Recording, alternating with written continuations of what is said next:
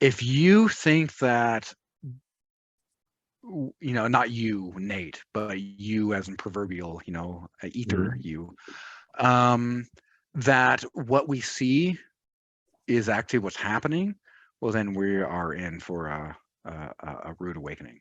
Mhm. Because often people who are the nicest to you aren't the loudest. No. The people who give you the hug when you need it are the people who show up when you need it. Mhm. And the people who are there the loudest are just to tell you why you're an asshole. Like, Mhm. what, man? I don't fucking need any more reason to tell me why I'm an asshole. Like, All I wanted to do was help people, and I don't hate the other side. I've got most of my family that are Trump supporters and stuff. I don't hate. so interesting. You said the other side. So, do you think that maybe that's a bit of a disease that both you and I maybe fall into? Is that the idea that there is another side? There is another side. Yeah. Well, everything is an illusion, I guess. Yeah, exactly. It is. Even your own ego itself is an illusion. It's interesting that you said that nothingness to kind of get back into it. That's the only solution. Essentially, is dissolution. Yeah. Well, dude, to go within. Yeah. Right? That's what every great master, whether it's Shiva, whether it's Buddha, whether it's Lao Tzu, whether it's Jesus, right? They all said to go within. None of Mhm. them said to read a book. No. Even though, and the only reason why Lao Tzu even wrote his book is because apparently, like the lore, as I understand, is that there was actually somebody who's I don't know if it was a guard, but they asked him like, "Hey, master, before you leave and never come back, can you maybe impart your ways of living?" He's like, "Okay, well, here you go, man." Yeah. There's actually a parable I heard that Sadhguru says on one of his. I forget who it was, but it's one of those from the Brahmin castes. A story where this Brahmin, which is the priestly caste, his whole family, his father, his grandfather were all, of the priestly caste. And, he snuck out to go be educated in all the Vedas and all of this kind of stuff to get an education and spent 20 years and they taught him everything that they had to learn. So when he finally learned everything, he went back and his father was waiting for him and said, "You're a fool. You haven't learned anything." He says, "I learned all the Vedas." He's like, "No, no, no. You filled your head full of garbage. You Yeah. haven't learned the meaning behind any of that." But you know what you did, Nate, which is really interesting, especially if you take a step back. I don't know, most people don't recognize kind of the majesty of their own life and the way that, things weave in and out. But so many people who are so fucking terrified, man, of making a single mistake. And because of that, they don't even live. Yeah, here you are, brave enough to, yeah, you might say something fucking stupid. Yeah, join the club, bro. Join the club. But you know what? You're no longer an alcoholic, man. Yeah. I And you mean, know what? You're on the deepest spiritual path that you didn't even know fucking existed I I had no, I didn't know there was just my because you intention. dared to live. Yeah, it just was far away from any intention I ever had. And, you know, um, I came across Sagru on that. I was reading actually Autobiography of a Yogi, which really is a powerful book. If anybody who's listening or anything has ever read it, or if anybody's been thinking about it, definitely read it. It's hard for me to actually pick up a book and be so immersed into it. But Paramahansa Yogananda's book, Autobiography of a Yogi, really popularized yoga in the West. Mm. And the book itself is said to lead you to your guru. If Paramahansa isn't your true guru, that he will lead you to your true guru. And sure enough, that's sure. I met Sadhguru, or was introduced to Sadhguru, and started just listening to him. And then it's just like I can't get him out of my head. Like I tried going and looking at other gurus, other spiritual paths, started reading, but something keeps pushing me in that direction. Well, and you know what's really cool about that too is that I found something very similar. You could almost say that I fell under his enchantment. And what's interesting about that is I ended up, my master now, who taught me actually how to be a spiritual healer. His name is Ed Stracher. Okay. But when he first started talking, man, I thought he was bizarre as fuck. I was like, what the hell? is going on here? Left is right, up is down, black is white. What, man? What? Yeah. Yeah. What? And then out of my right ear, I still remember, man, audibly, like I can almost guarantee that if I had a recorder at that second, I would have heard Sadhguru's voice say, life is about experience. But he stopped.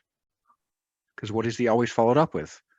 Isn't it? Because it was up for me to say the isn't it. Yeah. And then once I followed up with Ed Stracher, man, I took a Navy SEAL through a healing meditation. The dude, within an hour, like, his arthritis was gone. 3 days later, he said, "Hey, man, I'm in the gym. Look at this. I'm putting weight up." It's amazing what the mind is capable of doing, right? Well, when the spirit allows, because when your spirit is being drained, right, by all the bullshit around you, which is why you're not supposed to allow it. You're not allowed to have a spiritual path, which is why you were immediately lampooned in the first place and made fun of. You're look at this woo-woo dumbass. No, that's actually what's most important. You are lampooned, and it's kind of ironic. I'm by no means a prude by any means, but it feels like the only socially acceptable drug that the only time it's a problem is if you don't partake of it is alcohol. If you don't partake of it, then and what is alcohol called? Spirits. Because you're literally getting possessed by something that is not you, man. And that's exactly why, because THC, cannabinoids have been shown to help enlighten. Alcoholism will destroy and create a lower vibration. Well, a lot of times, if you're allowed to not just be fed a bunch of actual like food, like gross food that brings you down, but if you're actually fed nice, nutritious meals, I've never had a better life in my life. I think this kind of goes back in my life is when I smoked weed every single day, and I just had the right nutrients that I needed. I think that kind of goes back to the whole kind of like the awakening thing and being in the matrix. That's how the repressive forces, I think in Gnosticism, they call them the archons, the oppressive forces, whether they be spiritual or in the real world, they keep you, the food we eat, you can look at pictures of like back in the 70s and look at a beach, nobody's overweight, you compare it to like what it looks today. And it's just because what was going on then? Well, it wasn't the war on fat. No. Right, because we all knew that you shouldn't over abuse sugar, but sugar's where the money's made, and it's all the wisdom that we need is always in front of us, because evil is stupid. It can't help but show us the path out of it, but we're just so enamored with looking at what's in front of us that it's so hard for us to pull and take a step back. Exactly. See the whole picture. Exactly. And we're just keep getting immersed into it. So everything, not only from what you ingest from your media, the news you consume, the music there, or anything that you listen to, the podcasts or anything like that, the food you eat, to the menial jobs that you work, it's all supposed to be there to keep you entrapped. So you want to hear something really cool? You ever heard of ketamine therapy?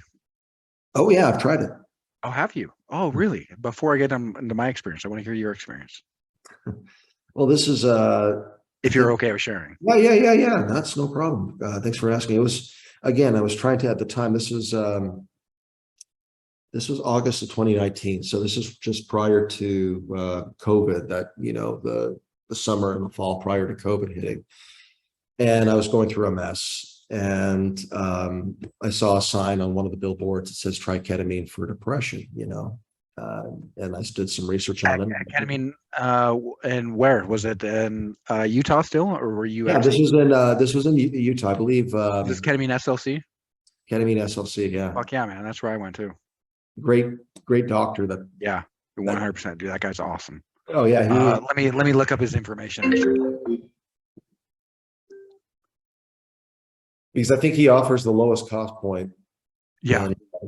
In like the country at the time, he prided himself on it. Dude, he was being sued by the FDA. They were constantly trying to shut him down. Dude, it was insane. And here's this old guy who was a former ER doc, if I recall. He said that the reason why is that he said ketamine saved his daughter's life, and that's why Yeah. yeah. Fuck. Why can't I find his name? Yeah. I'll make sure and add it. If I don't want to detract from the conversation too long, but I'll make sure and add it to the post description, because I actually met that guy. He had 2 dogs that unfortunately post-pandemic he can bring in, but it was Tank. Tank was the big one, and then the other one, I can't remember what the other one was. The Tank and some anyway. And so that ketamine experience, what I felt, man, immediately.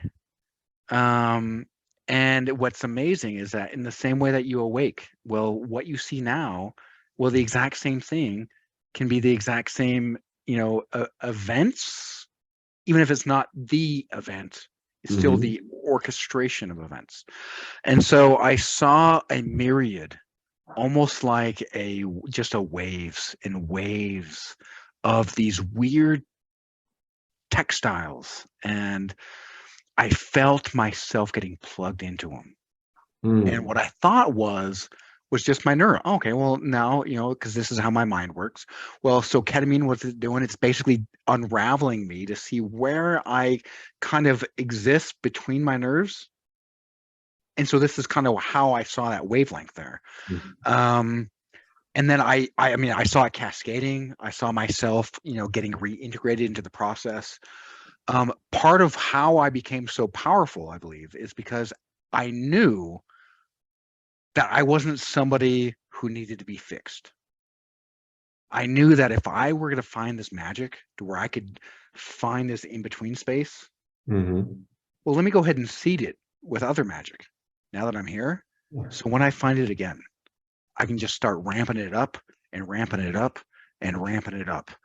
And so that started around the same time you did in 2019. It was definitely 2019 that I was.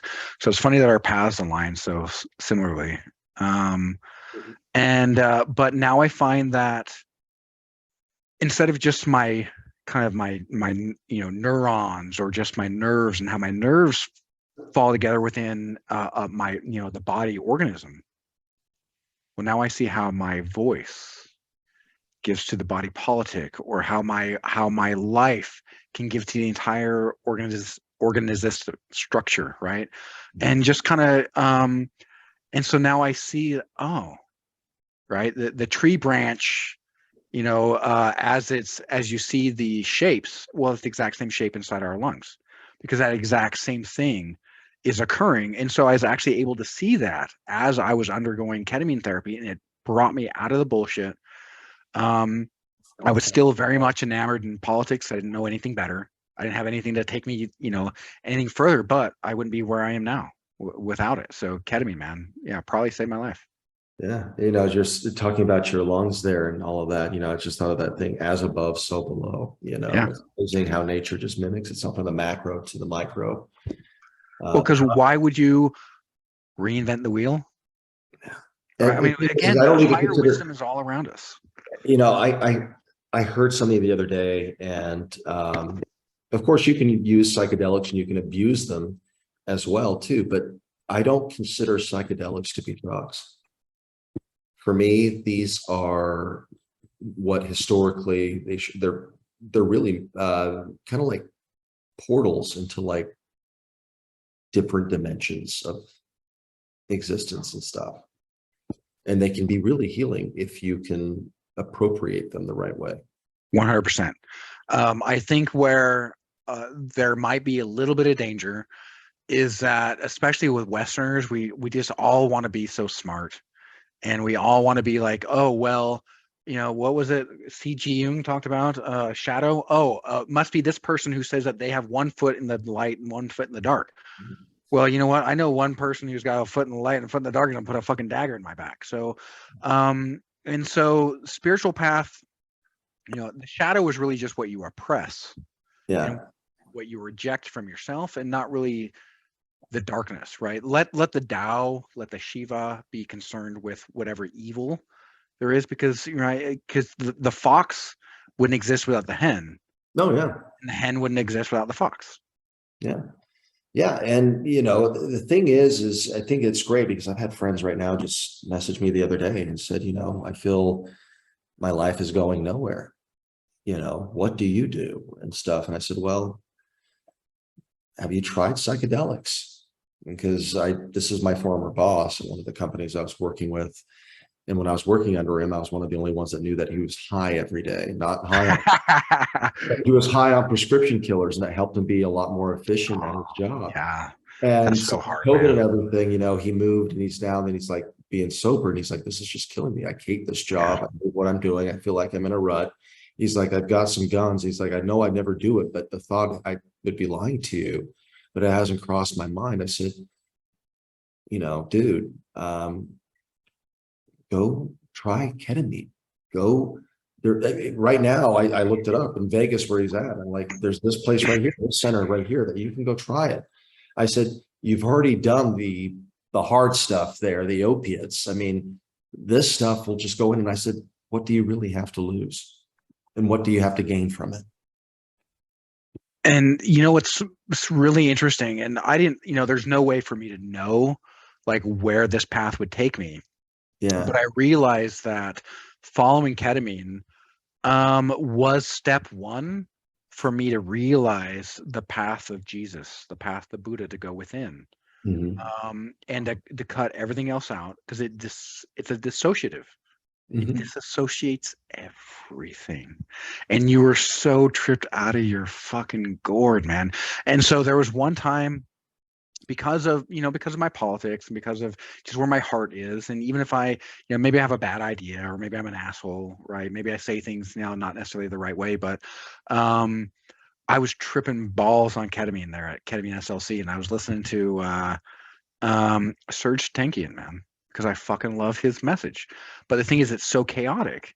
Yeah. I didn't remember a fucking thing about the trip, but you know what it felt like? It felt like I walked into a room, and when I walked out, God gave me a hug, man. And I just wearing a blanket given from God. And does it even matter what I remember at that point? That definitely was the turning point for me. That's when things were really seated there. It was dormant for a while, especially going through COVID and all of that.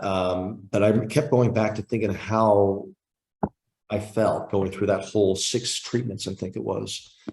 And at the time, it really helped with my alcoholism. But then the high kind of goes down and I didn't go back, and stuff. And COVID came. And again, this is also kind of go back into where like the anarchy and stuff like that comes in. I just see like how easy it is for misinformation to get out there. And people fall into the trap of just trusting blindly authority.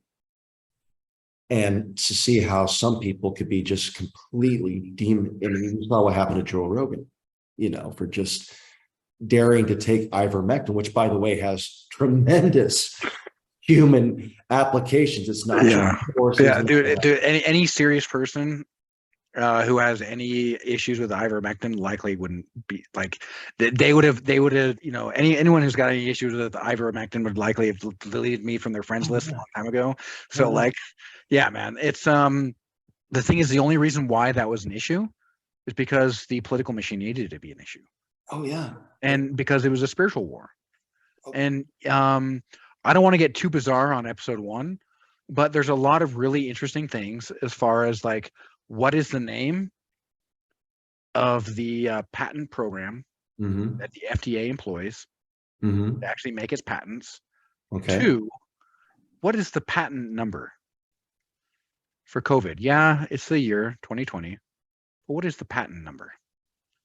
And so, look that up and figure out, because again, higher wisdom needs to be discovered, because if it's not, well, then it's as right pearls cast to swine. So whether it's you, whether it's me, whether it's anyone else watching, right, that's literally that's how higher wisdom needs to be, and that's why sometimes the best teachers too don't always give you direct answers. Like Sadhguru, sometimes he'll just walk around and he'll talk parables and you're like, just give me it. And it's like, there's reasons for that, it's because he wants you to look within.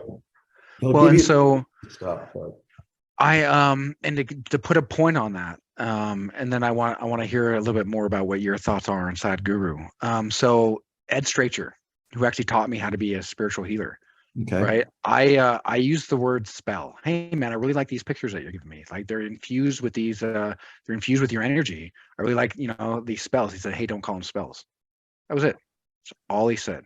He didn't say anything else. And I thought to myself immediately, like, huh. Is he an older gentleman? Oh yeah. Yeah, he was the guy that you probably saw you're responding. Yeah, on that. Oh, okay. So he totally is like every time I see him flustered, I always think, okay, boomer. Dude, I love that guy so much. I don't know I could love another human other than my son more than I love Ed. But bro, he and I frustrate each other, which is the beauty of being human, man. You know, He's a lion and I'm a badger, man. And that's just what happens, man. That's just what happens. that's good. But he had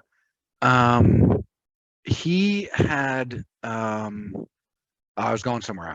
I'm gonna trail off. Let me try and get back, and I want to hear a little bit more about your thoughts on Sadhguru, Sure. and really kind of where Bernie's kind of, maybe you felt like you were a funeral pyre, that in just like the last little wisps of smoke, you're like, well, what the fuck am I gonna do? And like, what was it that Sadhguru found? Yeah, yeah. Thanks for asking that. Kind of like to go back out of that whole thing. I felt that Bernie was robbed. And so being really endeared to Bernie going into 2020, I was all rah again for 2020. Although I know that he still had a following, that it still wasn't going to be as strong as the 2016, thing. And at the same time, coincidentally, I was also very much appealed to Tulsi Gabbard. Um, I love her no nonsense approach. Yeah. Love the fact that she has libertarian appeal. I think that that's a big plus. I don't know why people always thought that was a red flag. I'm like, no, this is perfect. This is Because beautiful. it wasn't a real red flag. It was what you're the same reason why you're not supposed to be spiritual, Nate. Oh, Not exactly. because it doesn't help you, but because it's exactly what Yeah. helps They want to control it the way you you. think. Yeah. People don't understand that there is literally a war, and this is not just some tinfoil hat conspiracy theory out there. There really is a war going on for your mind. And people want to control, they want to divide people into one of two camps, black and white. You're either team red, you're either team blue. Here's what you're going to believe. This is what this team's going to believe. Meanwhile, who profits out of that?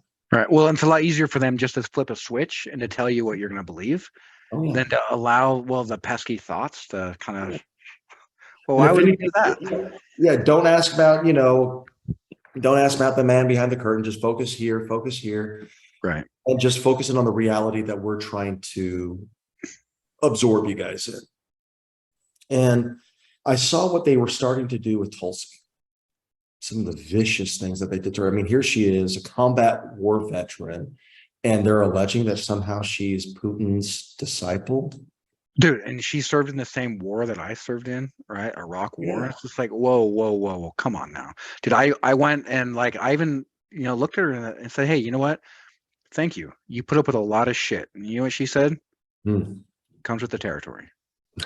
And you know what any Yeah. other politician would likely say? Oh, thank you for noticing. Yeah. That was it. Yeah. She's like, yeah, you're fucking right. I wouldn't have stepped up if I, Yeah. of course.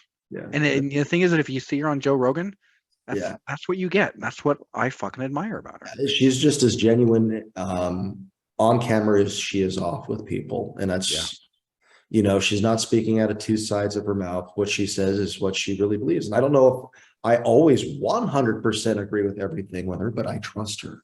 Well, nobody does, dude. I don't agree with 100% of the things I said a year ago because I'm not the same person I was a year I ago. certainly don't. Like, I look back at some like Facebook posts and stuff like I did back when I was really the quote unquote proverbial shit lib. And I'm like, ooh, that was cringe. Ooh, But God. you know why I don't go and erase all that shit? Yeah. Because let's assume that, some crazy guy wearing a fedora, with a Batman scarf, actually does help others find a way. Well, you know what? If you're saying crazy shit the same way that this guy was saying crazy shit, sounds like you're on the right path. And that's really what I hope to show is just that, look, let's not sanitize where we come from. Yeah. So I saw what, they were doing with her, and this is when things started clicking off. And then that's when I started like discovering Jimmy Dore as well too. And his Yeah, I've been pod. following him since like 2014 or something. Like, yeah, dude, I Oh, love Jimmy Dore so much. I He's just such an discovered, asshole, so I really can't tune in all the time because it yeah, just I really try to resonate at a very high vibrational state, and he is I, not there at all. I get where you're But coming from. Then again, he is a jag-off comedian, so that's kind of what, well, and that's actually what I love about it is that if I'm going to be offended, yeah, let me actually have righteous offense. And yeah. he's actually a good place to start. But like, hey, if I'm offended by things that like he's not talking about, it's probably A, not important. And Mhm. B, if I'm reacting the same way that he's reacting, well then I need to step the fuck back.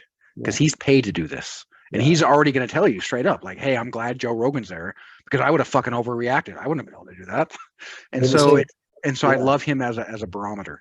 Yeah, I love him as a barometer. I think when it comes to helping you feel good, and also another inspiration for me on the spiritual path is Russell Brand, man. Oh yeah. He's been a revelation, kind of in a spiritual path for me to want to pursue. Also, politically, going back to like the anarchy, the decentralization. Well, Uh, follow his path, man. From yeah. a from a playboy to what he's doing now. Oh, yeah. And he himself is a recovering addict and all of that stuff, and how he's uniting people. And I think that's also why they're targeting him, kind of like, That's exactly why they're targeting him because you're not supposed to do things that actually help you, Nate. no, you're You're not. supposed to eat more shit that makes you fat. You're supposed to do more things that make you miserable. Why? Because there's a few basic needs in the way that human psychology works. Well, one, we have a need for certainty. Sure. Well, what does the media do? Well, they immediately turn that on its head. Well, what the fuck's going to happen with Putin? Well, you better tune in, right? Next time, so then we can give you that certainty. Well, another need that fundamental human need that people have is a need for uncertainty, right? Which is like variety, man. I can't just have the same fucking dish every day, right? Okay, so now media is giving you both of that. Um, but what they rob you of is any sort of like challenge, right? Because you need to have something that actually challenges you. And why? Because, dude, that's the language of the soul, man. Yeah. The soul steps up when you're fucking challenged, which is exactly why you can, or how rather, you can see that you're a spiritual war because the softer you are, the more malleable you are, and the less you're able to fight in a spiritual war. And the easier you are to be distracted as well, Oh, too. 100%. And that's one thing why Sadhguru stands appealing to me, is because he challenges me in a way. Like some things he says, like for one thing, vegetarianism in me, if you would have asked me 4 months ago, I would have said, nah, that's not for me. Listening to him, when I go into it, I'm like, okay, he makes sense on this argument. I'm going to give him that, Yeah. and so That's like, literally, dude, that's everything that Sad Guru has done for me has yeah, started with that. Hey, this makes sense. He says life is about experience. yeah, What if I assume that this guy who sounds like he's smart, yeah. that maybe he knows something I don't? Hmm. And as I was mentioned, oh, that's what I was going to talk about with the ketamine, is that what it started off in that introspection is that it helped me realize, and this is something I just kind of formulated in the last couple of weeks, is that was the path that started on my reverse engineering that Jesus isn't the moron. Hmm. And if I actually start at him and Shiva and Buddha and Lao Tzu, Kuan Yin, whatever yeah, whatever master that you follow, Yeah. if you start with them as the answer and work back from their logical conclusion, because we already know that theirs works. Hmm. And I've got ample evidence that mine up to this point hasn't worked. Oh, but didn't you know? Yeah, they just didn't know what I know. And so it really helped me get oh my God. Yeah. Oh my God. So Yeah. I no longer have to be this guy who just talks about, hey, pull your head out of your ass. I can actually be the guy who actually pulls his head out of his ass. And there is, it finally was this year where I finally understand the adage, if you really want to change the world, look inward. Yeah. Change Maybe yourself. before, I kind of passively understood it before, as I think most people do. looking back, like, okay, well, you're better to your neighbor, you're better to your dog, you start a Yep. slice. But it actually Yep. goes deeper than that. It's far Yep. deeper because, as you know, we're just talking about, as above, so below. Sadhguru says, inside of you, there is an internal cosmos. Yep. And what happens in the external world around you is also what's going on inside you. So to help things externally, look inward. Yeah. You purify if everybody in the world did this, we'd have world peace. Well, because what happens is, like, if you have chaos around you, Yeah. it's because you have chaos inside you. Yeah. Yeah. And so your outer world actually follows the inner world. Why am I not happy? Yeah. What was it? Sadhguru. So Sadhguru told me, and I thought he was fucking crazy, but I couldn't help. But my heart knew. My heart knew he wasn't crazy. My brain thought he was crazy. But he said that I could just decide to be so happy I could close my eyes and cry tears of joy. Well, I started following him, what was, maybe March or something, like, of this year. It wasn't that long ago that he was on Joe Rogan. And I started following him pretty hard, or maybe it was January or something. And then I kind of fell off and then kind of came back on. And then I heard him talk about, because I was like, what was he talked about? Devil's Tower. Because I always wanted to, see Devil's Tower. Yeah. And so he talked about, going there on a full moon. So I listened to what he said, and he said that it's the most throat chakra energy he's ever felt in his life anywhere in the world. And I'm somebody who obviously has no problem talking. I also, have had, several editorials published in our newspapers here in Utah. So, that's, still stems from the same energy, right? And so I figured I could get monumental benefit from there. And so again, what if these people who make so much sense, what if I start from their conclusion and work backwards? I found myself, man. Yeah. I found myself. And then I literally was on a rock looking up at, I guess my eyes were closed. I wasn't looking up at shit, but I was crying, man. Here I am, wearing this, bundled up, tears just running down my fucking face. Probably look like a crazy person. They're in northern Wyoming. Just some white guy, like, what the fuck? White guys aren't supposed to come here and do this. Yeah, man. Like, wait, you felt a presence there, dude. So I saw a rock that said, you should sit here. And I said, no, I shouldn't, because I second guessed myself. And then because I was tripping balls at the time, I said, you know what? I should sit there. I should. Fuck these people. Fuck anyone else. And these people is really what's inside my head. My manifestation of what I think people will say. And part of what helped me get there was Peter Sage, my current mentor, talks about getting out of goop, the good opinion of other people. Okay. Exactly where Democrats and Republicans will have you swimming. What was a goop? Save you, Nate. Right. And so here I am wearing this hat, wearing this fucking scarf. Who gives a fuck, man? Crying, looking like a crazy person, man. And the second I sat down, dude, I felt this energy swell. Like, what the fuck, dude? This is real. I was crying. I felt this existential, like, holy shit, Sadhguru's not a fucking idiot. I'm the idiot. What? And I found myself, if anyone's ever done LSD, your legs are really wobbly, very wobbly when you're tripping balls. And here it is, there's snow all over the ground. It's fucking bitter cold, and it's all slopey and shit. I slipping all over, dude. I walked like 14 miles that day. Wow. Tripping more balls than I've ever tripped in my life. But I've never felt anything that magical before, man. Ever. And it all started by assuming somebody who made so much sense, I didn't just dismiss them, man. Yeah. I listened to what they had to say. There are people out there. I mean, actual true guys out there, and by their fruits you shall know them. It's I'm really looking forward to that inner engineering retreat here. And tell me about that. Did you so you read the book, I'm assuming, and then that led you to him, or like how did that all work out for you? From being introduced from the Rogan show. Yeah, just like how, yeah, what was the logical chain of events? Kind of clue us in there on like how did that happen? You saw Sadhguru on Rogan, and then now you're signed up for the inner engineering Well, course. the first time I actually saw him, I think was a little bit earlier in the year. I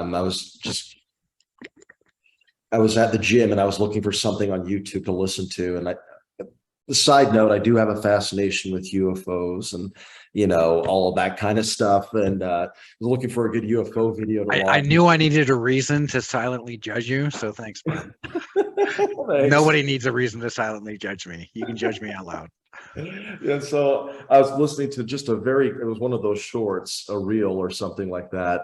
And it was like this Indian guru who was talking about like one temple near Mount Kailash and how they think ancient aliens or something like that. Like, I just want to hear what he has to say. And he said, to the effect of like, he thinks that he doesn't want to give the aliens the credit for man-made stuff. And I think his voice, there's just something about him. And then I just kind of compartmentalized it. And that was probably back May, April, something earlier on the spring.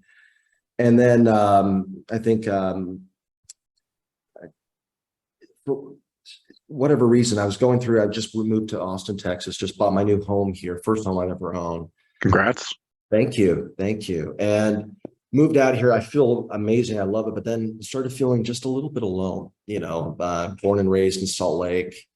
I just didn't have like my network of people here as much. And so I just kind of was feeling a little bit of, alone. And I don't know what it was, but I was thinking back to missing yoga and some of the classes I took back in college and stuff. And I remember one of the professors says you need to read a book called Autobiography of a Yogi. Well, my ADD and stuff, I never bothered to pick it up. Scrolled it away, and then another way. Spirituality is just not for me. Not for me. I've been a Mormon missionary once upon a time. Just, it's not for me, And so, but then I had a lot of respect for it. And I was just really feeling down, like, they say this book really does help people and it helps change lives. I'll just pick it up and give it a try. Picked it up a few chapters in, and I just could not believe what I was reading. I just thought I'd have no interest in reading a 500-page book about some Indian mystic. I just had no interest in it, Sure, because why would you, right? But then I was just feeling so down. I was just like, you know what? I've heard that this book has been so inspirational. It helped inspire the Beatles, Steve Jobs, apparently, love him or hate him, whatever. He felt so moved by this book. I'm like, okay, well, I'll just give it the book. Well, don't, and just real quick, Steve Jobs, what has he done? So this book, what has Steve Jobs done? Well, Steve Jobs was influenced by the book. So, right, if you don't agree with him, well, then do what you agree with and just use that influence. But anyway, keep going. Sorry. Yeah. In fact, he was so moved that he reportedly had a copy of the book distributed to everybody in attendance at his funeral. That's how moved he was. And who was that? Steve Jobs. Really? No shit. Yeah. Wow. Made sure to have a copy of it distributed to everyone in attendance. So he was living that book every day. He said that was the only book on his iPad that he kept.